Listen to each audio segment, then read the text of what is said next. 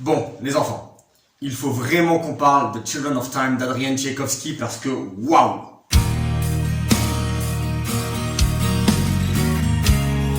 Alors, je suis tout à fait conscient que cette vidéo risque d'avoisiner le nombre de vues négatives sur YouTube parce que les book reviews c'est vraiment pas ce qui marche. Surtout que là je vais parler d'un bouquin américain qui, même s'il a été traduit en français sous le titre Dans la toile du temps aux éditions de Noël, il me semble pas qu'il ait forcément eu un énorme succès, un succès retentissant en France, et c'est bien dommage.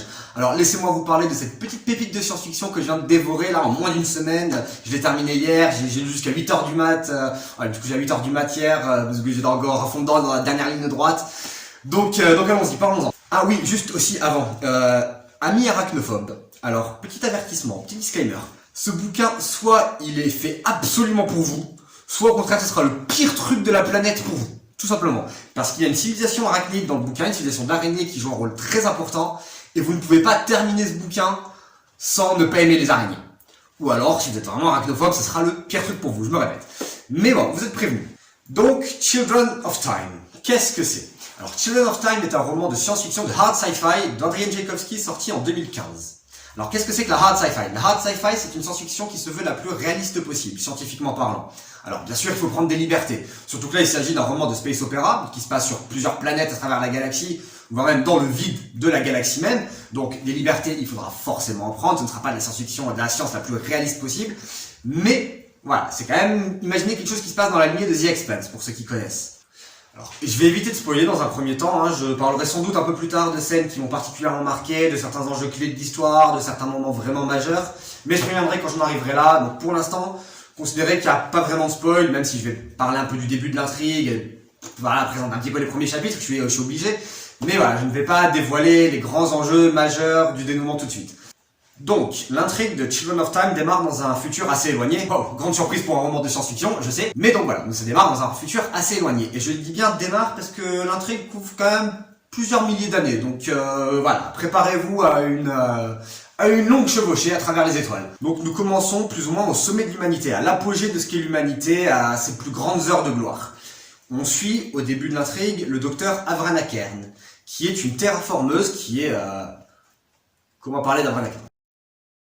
Donc on démarre l'intrigue, au début de l'histoire, aux côtés d'Avranakern, du docteur Avranakern, qui est une terraformeuse de génie, qui est apparemment l'une des plus grandes figures du domaine, et qui est en orbite autour d'une planète, à plusieurs années-lumière, à une trentaine d'années-lumière de la Terre, si je dis pas de conneries au début. Ils ont voyagé pendant plusieurs décennies pour arriver jusque-là en cryostase, ça c'est très important pour la suite de l'intrigue. Il y a des chambres de suspension, qui sont des chambres dans lesquelles, concept classique de science-fiction, mais qui est encore une fois très très bien traité ici. Donc voilà, Avranakern et son équipe d'une dizaine d'ingénieurs terraformeurs sont venus, au bout d'un voyage de 30 années, sur cette planète-là pour la terraformer. Mais plus que la terraformer, ils ont un plan assez particulier qui est en fait de redémarrer la vie, de bootstrap la vie sur cette planète avec une bande de singes. Ils vont balancer une bande de singes, un tonneau de singes, un barrel of monkeys, c'est ce qu'il dit au début, sur cette planète, et les injecter avec un nanovirus. Ce nanovirus, absolument, une merveille scientifique, va accélérer les connexions neuronales, la sociabilité, va faire en fait en quelques siècles, quelques décennies, quelques siècles, ce que l'évolution et la nature auraient fait d'elle-même, dans des circonstances idéales, en plusieurs milliers d'années. Donc maintenant, cette planète verte, comme elle est surnommée, est terraformée. Il s'agit maintenant d'envoyer les singes, de les injecter avec ce nanovirus et d'attendre. Alors, il est prévu qu'un satellite reste en orbite autour de la planète, avec quelqu'un à bord dans une chambre de cryostase, endormi, et que pendant plusieurs décennies, plusieurs siècles, ce satellite va transmettre des énigmes mathématiques, des questions, des problèmes à la planète, et que le jour où les singes seront suffisamment évolués sur la planète pour recevoir les signaux radio, comprendre les énigmes et répondre du coup au satellite les véritables réponses, ça va activer le réveil de la personne qui est à bord, qui va du coup pouvoir s'éveiller, que ce soit dans des décennies, des siècles, et du coup les guider un petit peu, leur faire réapprendre les fondements de l'humanité. C'est le plan de base. Sauf que quelque chose tourne mal au début. C'est pas du spoiler, c'est vraiment, on est dans les premiers chapitres, premières pages du bouquin. Et il y a un groupe de fanatiques originaires de Terre qui sont anti-science, anti-progrès, qui commettent un attentat, en fait, tout simplement à bord de la station qui a des années-lumière de la Terre. Et c'est Avranakern, la grande responsable du projet, qui se retrouve, suite à un concours de circonstances, en stase dans le satellite. Ça aurait pas dû être elle de base. Elle, vraiment, c'est une nana qui a un complexe divin, qui voulait continuer d'essaimer la vie, de terraformer la vie à travers des dizaines et des dizaines de planètes. Elle, être vraiment l'archange supérieur, parce que c'est un super rôle, hein, on est d'accord, enfin, ça dépend pour qui, mais d'être en orbite autour d'une planète, endormie, et d'attendre qu'une civilisation soit suffisamment avancée pour venir vers toi et après toi les guider. En fait, c'est un rôle de dieu, en fait, non, c'est pas un super rôle, ce serait vraiment le bordel. Mais bon, voilà, Avrana Kern, elle veut même pas ça, elle veut être encore au-dessus. Elle veut vraiment être la grande super déesse qui terraforme la galaxie entière, et non, elle se retrouve du coup, dans le satellite, endormie. Et alors, je vais vous épargner un peu certains gros détails de l'intrigue, mais c'est pas la seule chose qui tourne mal. Déjà de 1, Avrana doit se fusionner avec une intelligence artificielle, donc il y a dans le satellite, pendant qu'elle dort, il y a une intelligence artificielle qui est un peu scannée sur elle-même, qui prend les directives et qui est censée la réveiller quand cette intelligence artificielle jugera le temps et que le temps est arrivé. Mais déjà ça va faire beaucoup de bordel. Mais c'est pas la seule chose qui tourne mal, parce que le tonneau de singe, le Barrel of Monkey, il ne va jamais arriver sur la planète. Il va exploser suite à l'attentat causé par les dégénérés qui jugeaient tout ça contre nature, qui étaient anti-progrès, anti-science. Donc les singes n'arrivent jamais sur la planète. Ce que Avrana Kern note vaguement, discrètement dans son satellite, mais elle l'oublie parce que c'est tout un stade de traumatisme pour elle à ce moment-là, donc elle efface un peu de sa mémoire, et elle est persuadée que les singes sont bel et bien sur la planète, que le nanovirus, il va faire son travail, et que finalement elle sera bien réveillée dans quelques décennies, quelques siècles, pour répondre aux singes. Bon, c'est pas ce qu'elle voulait de base, mais c'est pas si mal. Mais bon, les singes n'y arrivent jamais sur la planète. Par contre, le nanovirus, lui, il y arrive. Et il va commencer à rentrer en contact avec, à se développer chez une race d'araignées. Je n'ai plus exactement le nom scientifique en tête, les Porcialabeculae. S'il y a des fans d'araignées là-dedans, ils pourront le retrouver, mais voilà, le nom est donné dans le bouquin en plus, mais là je l'ai plus sous les yeux. Mais du coup, le nanovirus va commencer à se développer chez ces araignées. Et on va s'arrêter là pour l'instant, parce que avec rien que ce setup-là, vous avez déjà la moitié du bouquin en fait. Le cœur de la moitié du bouquin, parce qu'il y a une deuxième intrigue. Et on va quand même l'aborder rapidement, mais celle-ci commence plusieurs siècles, même milliers d'années plus tard, après l'apogée de l'Empire humain. L'humanité a vécu des pires horreurs, l'apogée de l'humanité, l'Empire, la terraformation, c'est loin derrière. L'humanité s'est retrouvée exterminée par des guerres, elle en est revenue à un stade préhistorique. On soupçonne même, il y a un personnage qui soupçonne que aux pires des heures de l'humanité, il restait plus que peut-être une centaine de cavemen, d'hommes des cavernes, dans des grottes vers l'équateur, parce que tout le reste, il y avait la glace qui avait repris ses droits sur la Terre et tout, donc ça a été la merde. Mais il y a quand même une civilisation humaine qui a réussi petit à petit à sortir de l'apocalypse, à sortir de la détresse dans laquelle ils étaient, et à se reconstruire. Sauf que la planète, elle est complètement empoisonnée suite à toutes les guerres, et ils peuvent pas rester là en fait. La planète, elle n'est pas vivable. Donc suite au fil des années, il y a un groupe d'humains qui arrive à construire une arche dans laquelle ils vont essayer de se diriger vers l'une de ces légendaires planètes apparemment terraformées par l'Empire humain à sa grande époque. Ils ont juste retrouvé quelques données, ils en savent pas plus, ils savent pas ce qu'ils vont trouver là-bas, parce que c'est limite des légendes, tout ça en fait, des légendes de l'histoire ancienne. L'un des personnages qu'on suit, c'est un classiciste, un historien qui s'y connaît un petit peu dans l'histoire de l'Ancien Empire, mais pas plus. Du coup, il y a toute cette arche, avec quasiment des milliers de gens endormis à bord, ils appellent ça le cargo, des milliers de gens endormis à bord qui seront réveillés dans des siècles et des siècles, parce que c'est pas des décennies qu'il leur faut pour arriver à cette planète, eux c'est des siècles et des siècles. Et du coup, voilà, cette arche dirige vers une certaine planète verte qui aurait été terraformée. Et voilà. Je n'en dis pas plus. Et donc on a cette arche qui se dirige vers cette planète terraformée. Sur cette planète terraformée, on a une civilisation d'araignées qui commence à se développer, et c'est vraiment là l'un des cœurs du bouquin. C'est absolument fascinant de voir comment l'auteur montre cette civilisation se développer, se grandir, et surtout, alors, bon, ça c'est une petite info qui est donnée vers la fin du bouquin. Est-ce que j'en parle? Alors faites gaffe, un petit spoiler, mais ce qui est rigolo, c'est que cette planète verte terraformée, elle n'a pas de fossil fuels, elle n'a pas de ressources fossilisées comme le pétrole, parce que c'est une planète jeune qui vient d'être terraformée. Du coup, les araignées, au fil de leur évolution, n'ont absolument pas accès à toute cette science du pétrole, et même le métal, la science du métal, la forge, elles ne l'apprennent que grâce à des fourmis qui... Bon, enfin, je m'égare. Mais voilà, ce qui est drôle, c'est qu'il n'y a aucune source d'énergie, de pétrole, et toute la base de la technologie des araignées vient de la biotechnologie, de mécanique hyper ingénieuse, et basée sur la soie, le bois, la maîtrise des fourmis, parce qu'elles ont réussi à domestiquer des fourmis. Alors c'est fascinant de voir toute l'intrigue, hein, parce que ça s'étale vraiment sur des centaines d'années, on voit des grandes figures de l'histoire de cette civilisation araignée qui se développe, on s'attache tellement à elle. Et bon, bah, j'ai mis quelques petits teasers, je n'avais pas forcément de destination finale avec tout ce speech, mais c'était pour vous donner quelques idées de ce qui allait se passer.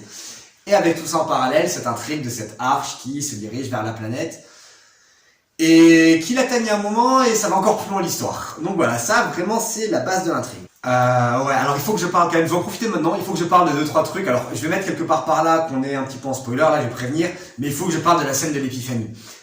La scène de l'épiphanie, elle m'a fait chialer cette scène, hein. Je l'ai lue la nuit dernière, vers 5h, 6h du matin, je me couche à 8h du mat, vers la fin du bouquin. Et quelle putain de scène, franchement, c'était absolument magnifique. C'est une scène qui arrive vers la fin du bouquin.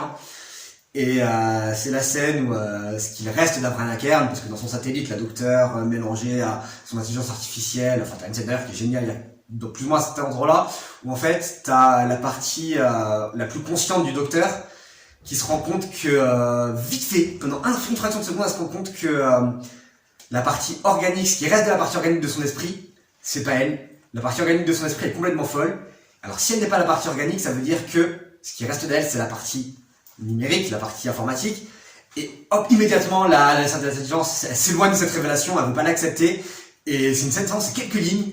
Et c'est même pas de ça dont je voulais parler de base, mais c'est quelques lignes qui sont absolument magnifiques, où cette intelligence se rend compte que merde, en fait, c'est moi l'intelligence artificielle qui reste de l'organique, qui reste du cerveau, de cette petite noix de cerveau. C'est complètement fou. Enfin, il y a des moments où c'est de l'horreur cosmique, hein. Quand on voit ce qui se passe dans le cerveau organique de ce qui reste d'Abraham Akern, c'est je veux mourir, j'ai froid, message, qu'est-ce qui s'est passé. Enfin, c'est ça pendant des centaines d'années.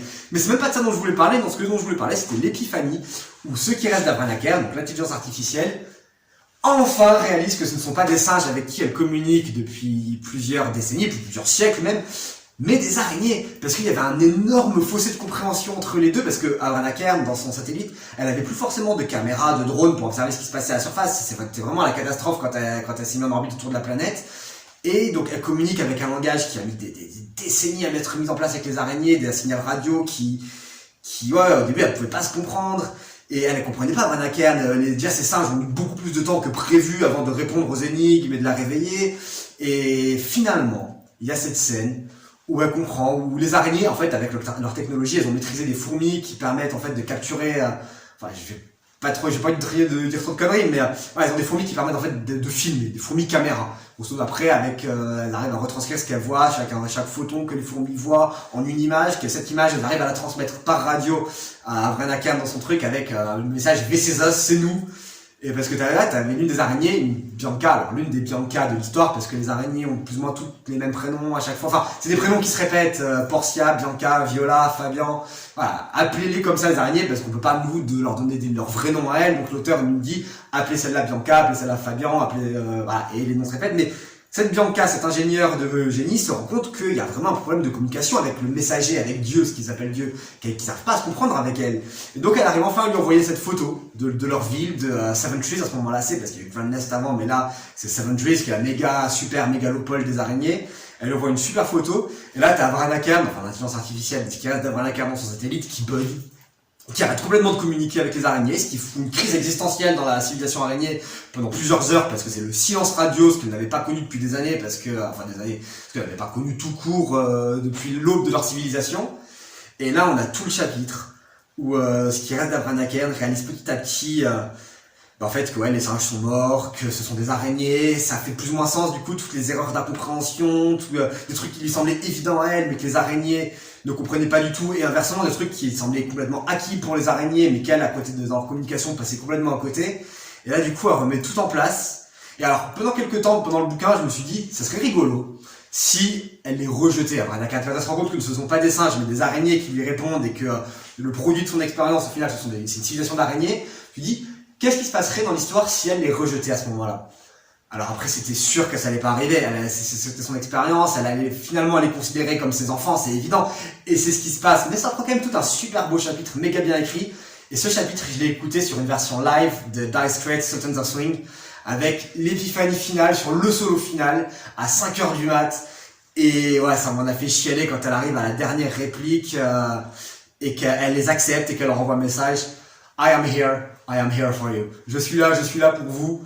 Enfin, elle comprend, elle arrive à tout comprendre et cette scène est absolument magnifique. Et ce qui est rigolo, c'est que l'une de mes scènes préférées du bouquin aussi est juste après. Parce que pendant ce temps qui se passe ça, il y a les araignées qui, elles, ont commencé un programme spatial à base d'une toile de soie géante, alimentée, enfin, et maîtrisée par des fourmis. Vraiment, toute la base de leur technologie, c'est souvent les fourmis qu'elles arrivent à maîtriser et à injecter avec le nanovirus, parce que les araignées, entre-temps, ont réussi à maîtriser le génome du nanovirus pour en faire des trucs de fou, se faire passer des understandings, des compréhensions de génération en génération identiques, même cloner des souvenirs pour les injecter dans la génération d'après et maîtriser les araignées d'un point de vue, les fourmis d'un point de vue chimique pour leur faire ce qu'elles veulent. C'est un peu leur domestique, leurs esclaves, quoi, les araignées limite. Et du coup, elles ont un programme spatial, les araignées. Et pour mettre un satellite en orbite, un satellite qui est fait à partir d'une algue bizarre et de fourmis et d'un petit bloc de verre. Vraiment, ça a l'air très what the fuck dit comme ça, mais c'est super bien écrit. Et ce programme spatial se passe pile pendant ou juste après la scène de l'épiphanie, plus ou moins en même temps ou juste après la scène de l'épiphanie. Et il y a quelque chose qui tourne mal dans le programme spatial des araignées. Et tu as un mâle et une femelle, en fait, des araignées qui sont en perdition. Alors ça, c'est un autre des gros autres points du roman, mais j'en parlerai un petit peu après, sur la dynamique entre les mâles et les femelles, parce que chez les araignées, c'est les femelles qui dominent, et souvent les mâles sont bouffés après, et du coup il y a toute une intrigue sur nature versus nurture, tradition et progrès, les araignées qui doivent lutter contre leur tradition et leurs instincts de bouffer le mâle, de les considérer comme des merdes, et puis le progrès où tu as des mâles qui commencent à revendiquer leurs droits, qui commencent à montrer leur potentiel, et du coup ça devient tabou, limite de buter un mâle, petit à petit ça devient tabou. Là, du coup, t'as une scène où t'as, du coup, une Portia et un Fabian. C'est Portia et Fabian. C'est les noms qu'on a pour toutes les araignées tout le temps. Du coup, on a ces deux araignées qui sont en perdition dans leur toile après avoir mis leur satellite en orbite. Et il n'y a pas assez de chaleur pour les deux, il n'y a pas assez d'oxygène pour les deux. Et au sol, parce que c'est vraiment juste après l'épiphanie, au sol c'est le bordel, les communications radio, ça répond plus vraiment. Et Fabian essaye qui est l'une des araignées, du coup Fabian essaye de contacter quelqu'un pour essayer de se sauver parce qu'il a un plan, mais il faut qu'il communique son plan au sol, sauf qu'au sol personne ne répond. Et finalement la seule personne qui entend ces appels au secours là, alors qu'il est en orbite, c'est Avranakern, Dieu, le messager pour les araignées, qui lui répond et qui dit ok c'est bon, je peux transmettre ce que tu m'as dit au sol, ils m'écouteront moi. Et du coup Fabian lui transmet son plan. Et on comprend un petit peu après qu'en fait Fabian va se sacrifier, se laisser faire bouffer par Portia pour qu'elle ait suffisamment de force, de chaleur, de nutriments pour revenir au sol. Et là t'as Avranakern qui, juste après avoir compris les araignées, elle commence un petit peu à regagner un peu de son humanité, même si c'est une intelligence artificielle, qui lui sort une réplique qui est absolument magnifique. J'essaie de la refaire par cœur, c'était dans mon histoire aussi, les pionniers, les premiers à s'être rendus, il y a eu des sacrifices parmi les pionniers, les premiers à s'être rendus vers les étoiles, mais ça vaut le coup. Puis elle lui dit une phrase que Fabian ne comprit absolument pas. Je te salue. Et ouais, je l'ai super mal rendu, hein, mais quand tu lis ce truc dans le bouquin, c'est juste trop beau, quoi, parce que c'est un peu la culmination déjà de l'épiphanie d'Avranakern, dont je parlais juste avant, qui enfin comprend que ce sont des araignées et pas des singes à qui elle s'adresse, mais qui en même temps les embrasse, dit ok, je suis là pour vous, je vais vous aider, c'est fini les erreurs de communication, je vais remettre en perspective tous nos siècles d'histoire en commun et de discussion, je vais les remettre en perspective, et du coup vraiment comprendre qui vous êtes. Et puis en même temps t'as le sacrifice de Fabian qui arrive au terme vraiment de siècles, de décennies de lutte des genres en fait, de lutte des mâles qui essaient de revendiquer leurs droits contre les femelles dominantes, et finalement qui y a une très belle dynamique justement entre Fabian, ce Fabian et cette Portia, parce que maintenant les relations homme-femme sont évoluées et ils sont limite sur un pied d'égalité, même si pas tout à fait encore, mais ils sont limite sur un pied d'égalité. Et cette Portia respecte son assistant, enfin ce Fabian c'est son assistant et qui se sacrifie pour lui, ça c'est vraiment une super belle scène. Et je vais arrêter de parler parce que là voilà, je suis en train de déclamer plein de scènes qui m'ont marqué, mais on va... Ça, si vous avez écouté tout ça sans connaître le bouquin, j'espère que ça vous donne envie de le checker, de vraiment lui jeter un coup d'œil. Je trouve qu'il est pas si compliqué que ça à lire en anglais, après c'est peut-être pas ce qu'il y a de plus abordable pour tout le monde, mais si vous voulez lire en français, voilà, il existe dans la toile du temps aux éditions de Noël. Et vraiment, c'était une de mes plus grosses claques de science-fiction en bouquin depuis un petit moment. Il y a une suite qui existe, Children of Ruin, Alors, il y a beaucoup de gens qui m'ont conseillé de ne pas la lire dans la foulée directement après. Parce que beaucoup de gens ont apparemment été assez déçus en lisant vraiment juste après. Mais que s'ils se lisaient plus tard, ils s'appréciaient à sa juste valeur. Bon, j'ai pas vraiment écouté les conseils, j'ai commencé à le lire. Après, je suis préparé, j'ai vu ce que les gens m'ont dit, et c'est vrai que je suis un peu déçu qu'apparemment Children of Ruin ne soit pas la suite directe de Children of Time, mais ça se passe quand même dans le même univers, ça se voit, il y a des trucs en commun, donc je suis très curieux de voir où ça va aller. Mais en attendant, il va falloir que je continue à lire Children of Ruin, et j'espère vraiment que ça vous aura donné envie de jeter un coup d'œil à ce bouquin, parce qu'il mérite vraiment le détour. Il y a des super concepts de science-fiction, cette civilisation d'araignées que tu suis se développer au fil des siècles, des millénaires, hein, c'est un régal, et c'est hyper original, hyper inventif, et je comprends tous les awards, toutes les félicitations que ce bouquin a reçues. Donc foncez, tout simplement. Children of Time d'Adrian Tchaikovsky, c'était ma recommandation SF de la semaine, et je vous dis à la revoyure. Ciao.